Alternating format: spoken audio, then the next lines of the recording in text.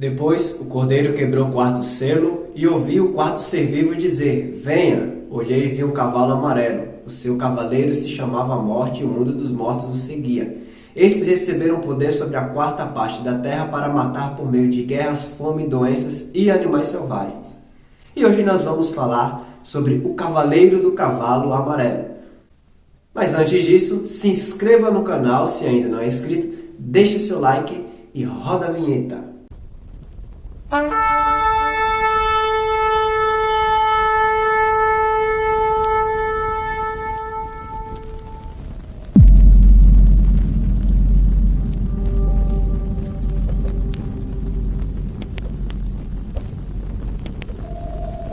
Ei amado, Diego Joab aqui, obrigado por acessar o canal. Na escrita original, a cor descrita do cavalo nesse texto é chloros, da mesma raiz da palavra chloe, de uma palavra aparentemente primária verde, chloe eva verde. Essa palavra traz o sentido de um verde amarelado ou amarelo esverdeado. Se você acha uma caveira montada em um cavalo com uma foice nas costas assustadora, é porque você ainda não tinha ouvido falar desse cavaleiro.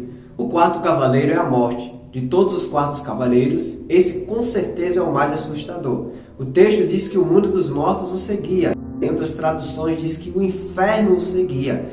Mas não confunda o Hades com o lago de enxofre e fogo. Hades é inferno. É prisão provisória. Já o lago de enxofre e fogo é a prisão perpétua, onde o fogo não se apaga. No final, o próprio inferno será lançado para dentro do lago de enxofre e fogo. A segunda morte é o momento em que as pessoas que estão no inferno serão lançadas no lago de fogo. Mas qual tipo de morte provoca o quarto cavaleiro? Como está descrito no versículo 8, receberam poder sobre a quarta parte da terra para matar por meio de guerras, fome, doenças e animais selvagens. Mas como assim animais selvagens? Os animais vão se revoltar contra os seres humanos? Não, não é bem isso que vai acontecer. A verdade é que a escrita original grega, quando se refere a esses animais, ou feras como está escrito em algumas versões, fala de pequenos animais. Você deve estar se perguntando, mas como assim? Vou te explicar melhor. Naquela época as pessoas ainda não tinham noção da existência de micro-organismos vivos, muito menos de bactérias e vírus. O que a revelação divina que João teve que dizer foi sobre as doenças infecto-contagiosas transmitidas por meio de bactérias e vírus.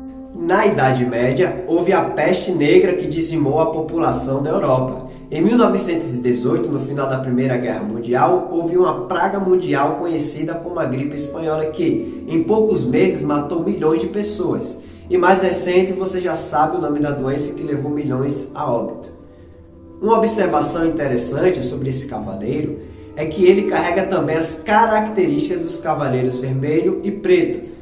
Veja que no versículo 8 diz: Esses receberam poder sobre a quarta parte da terra para matar por meio de guerras, fome, etc. Eles trabalham de maneira organizada para espalhar o caos. Eles estão em plena atividade. O evangelho prospera sempre que essas três coisas acontecem: guerra, fome e calamidades. Não gostamos de fome, muito menos de guerra, tampouco de tragédias. Todavia, temos que reconhecer que as pessoas que primeiro buscam a Deus são justamente aquelas envolvidas ou que sofrem as consequências desses desastres.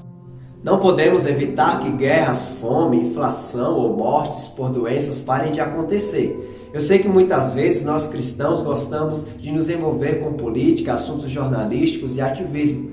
Mas o nosso papel não é esse. Enquanto estivermos aqui na Terra, antes da grande tribulação, somos as cartas vivas que Jesus escolheu para que o mundo leia.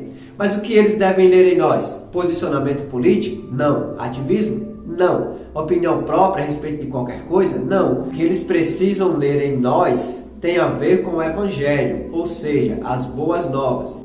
Não nossa própria opinião sobre algo, mas o que a palavra diz a respeito de tal coisa. Somos privilegiados de sermos escolhidos para essa função tão importante.